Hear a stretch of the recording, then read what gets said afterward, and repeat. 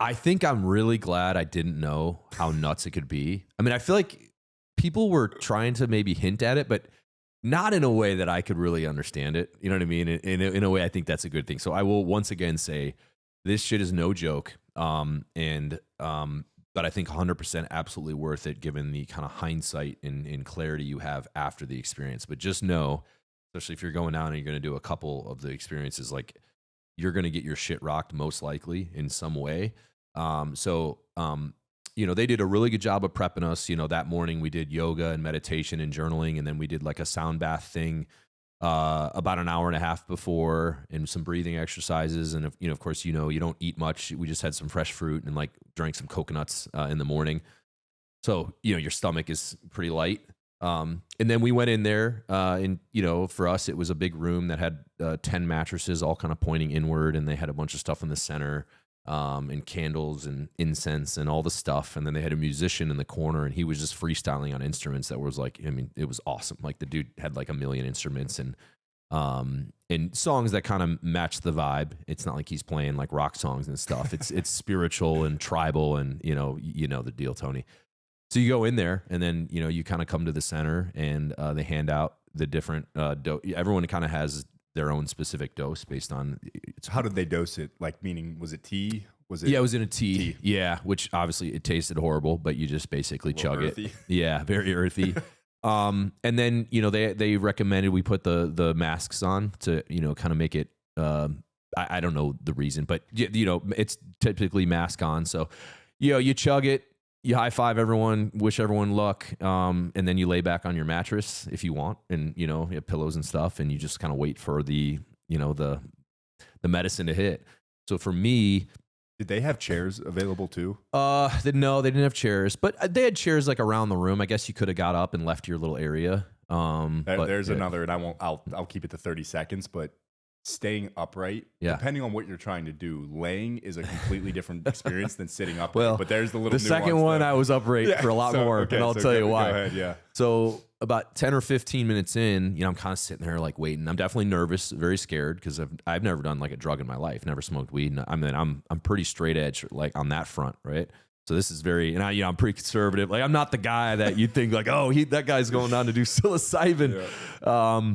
But I'm waiting, kind of twiddling my thumbs, and I'm all right, do I feel it yet? I'm not sure. And then very clearly I started to feel it. And for me in the beginning, it was kind of swirls and like kaleidoscope type vibe, which you've already kind of talked about. And I think is pretty common. A lot of guys had a similar thing. But then the kaleidoscope started to turn into a swirl that was going downward into like the darkness. It was like a purple and black swirl. And it reminded me of when you dive under a ship and it's a closed circuit rig. When you get under the ships, if you're diving at night, it's very dark, obviously. But when you get under a ship, it's a new level of darkness that you can only know if you've done that. And I can't explain it. It's like, it's the blackest black you could ever imagine. Well, when I started going down that spiral, I was seeing that darkness at the bottom of it. And it made me startled because I was like, okay, we're going into the darkness. When you're under a ship diving and stuff, closed circuit rig, it can be pretty freaking dangerous. Obviously you make one mistake, you could be dead. So I started to have a shortness of breath, like as if my dive rig was like running out of air. Right. And I started to panic because I was like, all right, we're 15 minutes in and I'm already in like the worst case scenario in the start of this journey. Like everything I feared is now instantly coming true. And we just started. So the medicine immediately told me to seek the light, in a kind of like a calm way. Right. So what I did is I ripped my mask off, and at the time there was still sunlight coming through the windows because it was like 3 p.m. So I basically was like clinging to the sunlight coming through the windows because that was my only source of like comfort at the time. And I would say what was probably in real time a 30-minute experience, it actually showed me a bunch of nice things. Like I was on the beach with my family and it was sunny out and all these things. And it was like a warm, like, all right, I gave you a glimpse of darkness and then I told you to seek the light, and it was also telling me to seek joy. Right. So it was like those were kind of two paired together. And that like joy and light is your shoreline. That was like the message that it kept telling me in my head.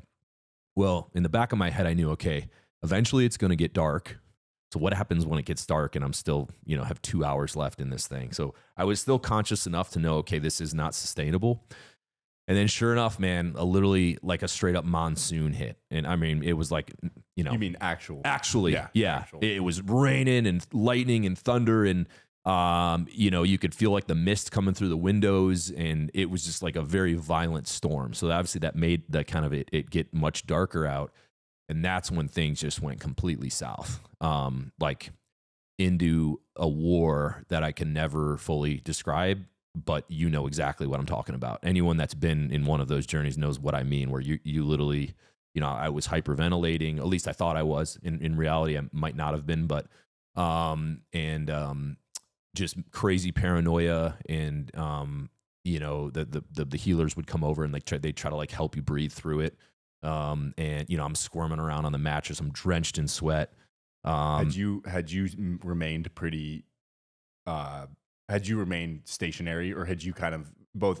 Two questions. Had you tried to move around a lot? And for the listener, it can become involuntary, meaning like it's not as if he would consciously be standing up and yelling. I wasn't standing up. I was trying to stay on my mattress because, for one, I didn't want to be like a drama queen. Like I didn't want to draw attention. Yeah. So I was even in a heavily induced state, I was still like my subconscious of like, all right, keep it together. You don't want to be the drama queen. Like, you put up this front of being strong. And I'll get to the lesson that eventually it taught me, because it kicked my ass so much and I was so scared and paranoid that ultimately I had to ask for help, right? I had been reaching my hand out, but no one was coming to grab it, because like they want you to kind of work through your shit. And eventually, what felt like 20 years, I finally had to be like, hey, I actually need someone to come over here, because like I think I'm going to die. So one of the healers came over, and she was helping me work through it. And it's funny how the lesson becomes clear, at least it was for me, after you've kind of paid the price. So for me, going it alone for what felt like an eternity, someone finally came over, and I realized, the lesson in this moment was, you don't always have to be the strong one, right? You don't always have to put up this front that you're good at all times, and it's okay to ask for help, right? And it hit me like a ton of bricks, because I realized, I've been putting up that front my entire life. You know what I mean? And for the listener, I just think it's worth saying, like when he says it hits you like a ton of bricks, the lesson, like nothing in your everyday can describe how clear when the message comes through. Yeah. Meaning like it's not like, I think that was the message.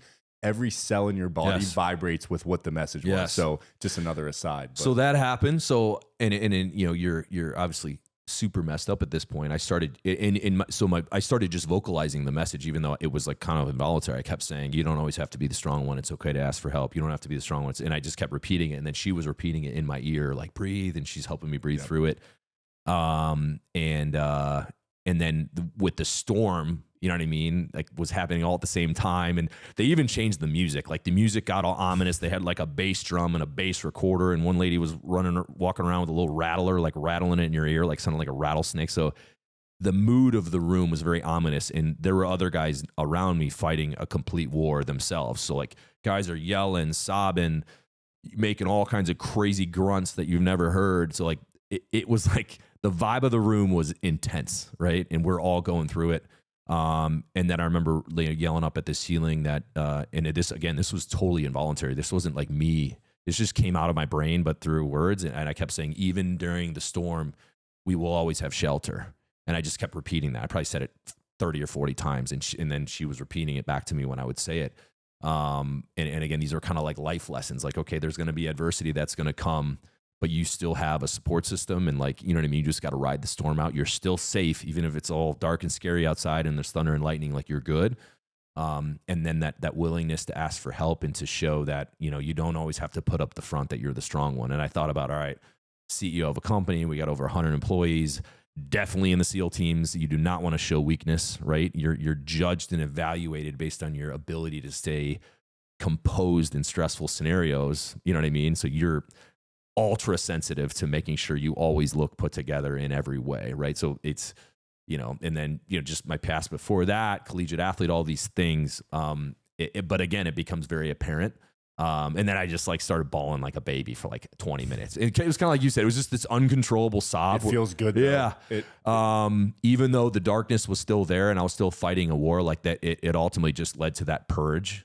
And a lot of guys were too. Like I didn't feel embarrassed at all at that point because you're so in it. You don't care at all at what's going on. And were you at this point, just a personal question, did you have the moment of what the fuck did I do? Or were you engaged? Yeah. Were you engaged by it? Or was it so much that you were like, I fucked up? I had buyer's remorse instantly.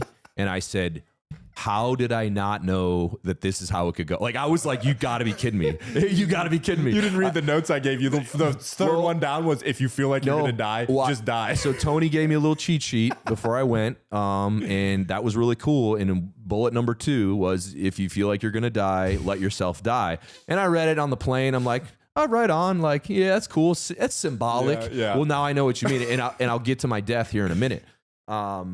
So that war happened, that was probably 45 minutes of hyperventilating and, freaking out and panicking. And it just, I mean, I can't possibly articulate how intense that is. And only if you've done it, do you know, and you know. I think that another quick aside, and I told Max this, when I'm parenting my children, I actually think about that exact, what you just described a lot, because that sensitivity, think how sensitive you are in that space. I intuitively think that that's how kids feel a lot of times. So what do you do when a kid freaks out? It's so easy, especially as a dad, to be like, motherfuck, like, stop, like, stop what you're doing. Imagine if one of those facilitators, when you were freaking out like that, would have sat there and yelled at you and said, stop, just be calm, you're fine. Like, that type of energy would have messed you up. So I think Max and I talked about that. Like, that is how and of course I'm not perfect. I certainly still yell at my kids at times, but like, it gives you a level of kind of like softness and support, while you still need to have boundaries. But I think that's the state that kids are in, especially at a young age, a lot, where they're just so sensitive to everything. So when they're crying and throwing a fit, a lot of times the answer is not to just be stern all the time. Yeah, no, that's a great perspective. Because once you feel that, you feel it, you can connect with a kid in a different way. So from there, it was interesting because the storm continued to happen, literally and figuratively, of course. And in that moment, for some reason, like the female healers were providing me a lot of comfort, and I was almost clinging to that like feminine comfort in a weird way. And obviously, when you get out of the journey, you try to like interpret like what were those lessons, because some of them aren't as specific or as obvious as like the ones I've already said. And I think from that, because she at one point had taken my hand. And then the other one, like, I think had her head on my chest, and they were trying to help me breathe through it. And I basically was saying like, hey, you guys are really helping. Like, please don't leave me. You know what I mean? And they're like, you're fine. We're not leaving. But I was in such a panic. I was like, do not leave my mattress, because I'm going to die. Yeah. And I think maybe that is rooted in, going through a divorce. And, I don't want to like get too much into it just out of respect to Mal, but like, I'll leave it at that.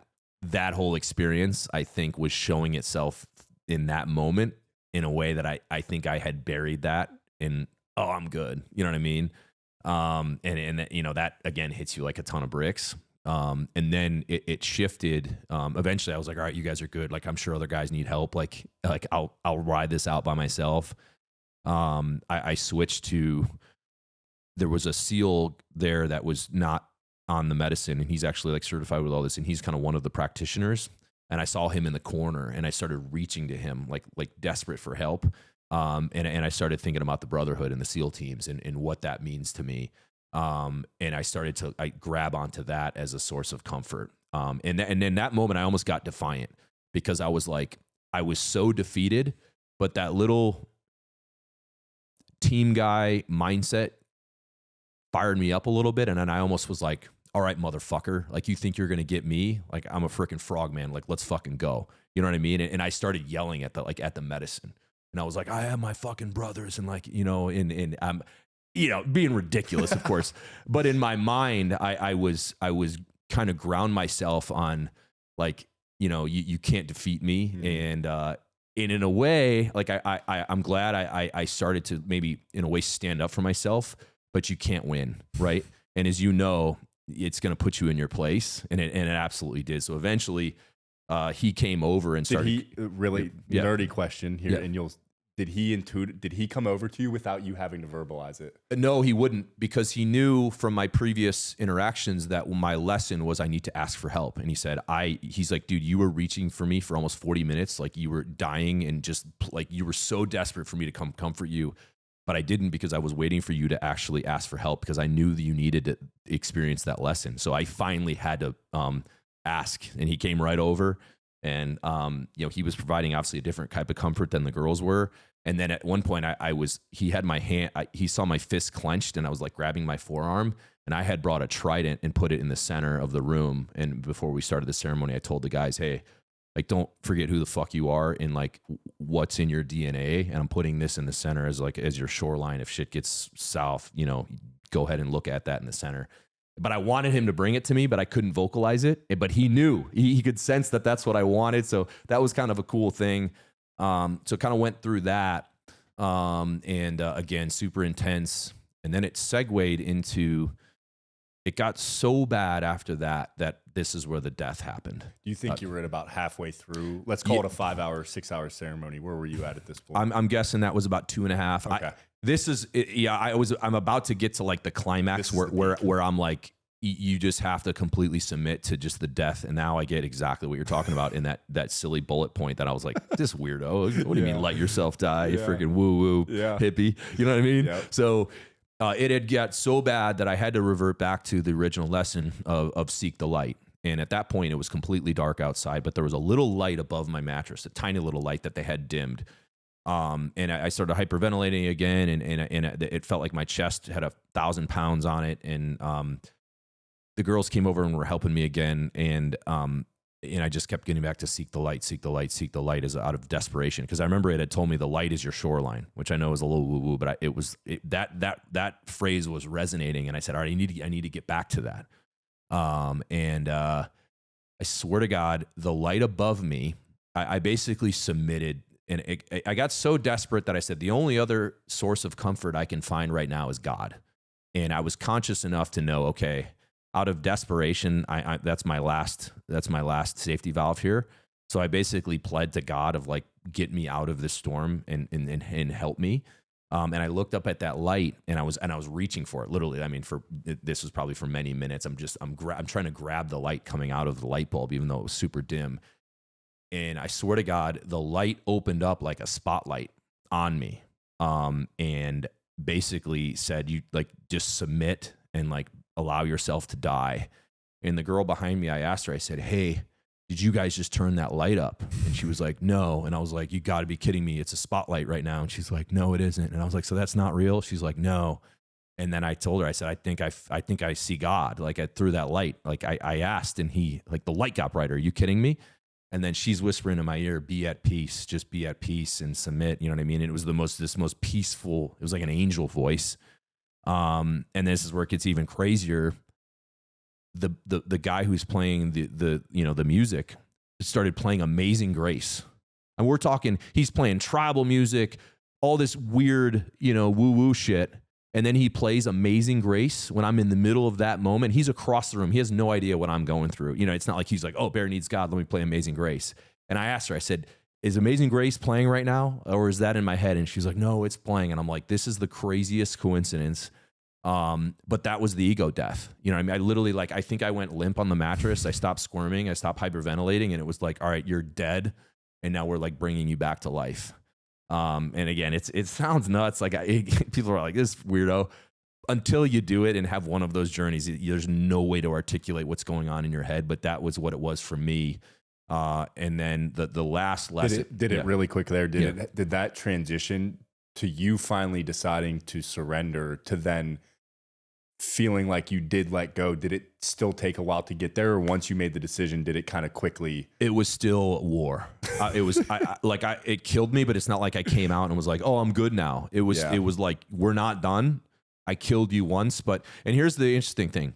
So one of the little mental tricks that I used going through SEAL training, particularly in first phase, was I always thought, okay, these guys control everything in my life right now. They can tell me to do whatever they want. They can punish us. They can make our lives miserable. They can wake us up at 3:30 in the morning and make us get wet. All these things. The one thing they can't stop is time, right? So when we're doing log PT, it's like a 2.5 hour evolution. At 3 p.m., they're on a schedule. They're going to stop it, and we're going to go to the next thing. And eventually, these big scary dudes that are instructors are going to go home to their wives that night and be normal, and they're not scary anymore. So I always use that in training. It's just in the back of my mind, okay, that's the one thing I can control. is time, because it's gonna continue. Well, in the middle of the journey, when it got so bad, I reverted back to that tactic of like, oh, I know how to deal with this. They can't stop time. And the medicine called me on it. Was like, no, I can actually stop time, and I'm going to make you what eternity. I'm going to show you what eternity feels like. And I know when you talked about yours was 3 weeks, it got to the point where I was convinced that it had actually stopped time. And after I had my ego death, I finally realized I had to take the biggest pee of all time. So I called the SEAL practitioner over, and I said, hey man, like I got to take a leak. Like, can you help me out? So he of course helped me up, and I can like barely walk, of course. A lot of times a puke will happen then. So yeah, pee can be a purge. Yeah. People will yawn really bad. Yeah. That's, as a facilitator, you have to be very aware of that, because the fact that you peed is kind of, here, I'm going to get woo-woo, like an energetic purge of like almost turning the chapter on that. You know what I mean? But a lot of people will puke their brains out at that point.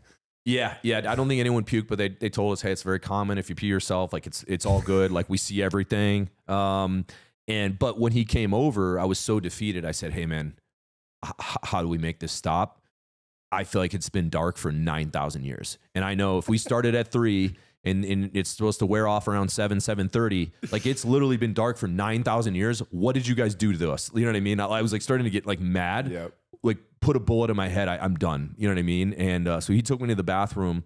But that was the lesson. It was like, you can't game it. You know what I mean? You can't get defiant. You don't control time. So if you want to, I'll just endure this. Okay, well, we'll just make time go forever, and you're screwed. You know what I mean? And so again, you had to submit to the. Yep. So I went to the bathroom. It felt like I took a pee that was 9,000 years, but he said it was legit like a 4-minute pee. He was like, that was the longest pee ever. So at least it was kind of accurate. Did you get lost looking down at the pee? Well, they had little incense candles going in there. And so that was messing me up, because like any change of environment, you freak out. It's like you entered a different world. And then for some reason, I thought I had a diaper on, and I was like, oh no, like, Did I get diapered in the middle? Did I get diapered? I'm a 245-pound, 36-year-old man, and they had to throw a men's diaper. Thank God I didn't. But for a second, I was like, I'm pretty sure I have a diaper on. You know what I mean? That's amazing. But that was just, the medicine messing with me. So after the 30-year piss, he said, you want to take a walk? And now we're outside. There's some jungle canopy. Like it's, but as you know, if you kind of change your environment, it can really freak you out, because there's a few fluorescent lights outside, like up lighting the trees, like, and stuff. And I was like, yeah, that's probably a good thing. But I was really on edge and very not comfortable with the new environment. So he started walking me down one of the paths, and it was getting darker and darker. And because he's a teammate, I was like, all right, well, I trust this guy, like obviously. But as we got further and further away, I was getting more and more uncomfortable.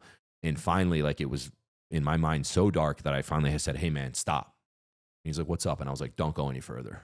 And he was like, okay, what do you want to do? And I said, I want to go back into the light, literally. So we walked back. And while in the moment, that didn't seem like a significant event, I realized that was the medicine was teaching me the lesson about setting boundaries, right? Because a lot of times I could have just let him just continue me into the darkness, and I wouldn't want to make a big fuss, and I would just let it happen. Because I don't want the conflict or whatever, the reasons are that people don't set those boundaries. And that become very apparent in that moment of like, oh man, I've been really bad at this in my life in many ways, and I need to set boundaries. And also I need to advocate for myself, right? And it's okay to do that.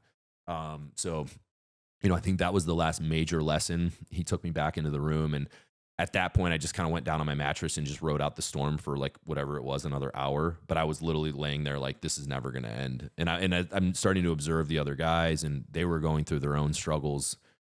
Some of it was nuts. I won't share their journey details, but there were antics going on and all kinds of things. And then it finally kind of came to an end. And one of the guys who was an absolute joker, who had his own war, he was yelling the funny. In hindsight, it was funny, but not in the moment. But we were all laughing about it the next day. He kind of was the first one to break the ice. Like, what the fuck was that? You know what I mean? You know what I mean? Like we were all like, someone's got to do it. We were like, no one said that's how it was going to be. Like, you got to be kidding me. A bunch of hard dudes. At least we thought. You know what I mean? And boy, were we put on our ass. Dudes are drenched in sweat, and just we felt like we just did a 1,000-year journey. But it was cool to then, be able to, we had dinner after, and, you're definitely still altered. The medicine is still in you, but you're pretty much sober at that point. But then going into the next day, the clarity you start to see, so I took a video that night before I went to bed because I was like, I need to make sure I remember all of this. And I had a journal next to my mattress. So there's a few things I asked them to write as I was like yelling it at the ceiling, because I was like, I don't know if I'm going to remember this. Now, I was actually very vivid that I didn't need to even write it down. Like these, I can rehearse, I can recap these lessons hopefully for a really long time. But in the moment, I didn't know if I'd even remember it. So I had a journal, but to rehash it, I took a video and kind of just summarize the themes that I was feeling in that exact moment. And then the next morning, after breakfast, we all got together, and each guy had an opportunity to kind of recap his experience and like kind of what he learned and the insights. And it was really cool to see how wildly different they can be, but all of them were still really powerful. Right. And then obviously like the healers were there to kind of give their 2 cents and guide us. And, we even like did a drawing or a painting like with markers and stuff about like to illustrate symbolically what our journey meant. And, everyone kind of talked about it. So a little woo woo, but it was actually really cool. So that was journey number 1. I'll stop there if you want to chime in on anything.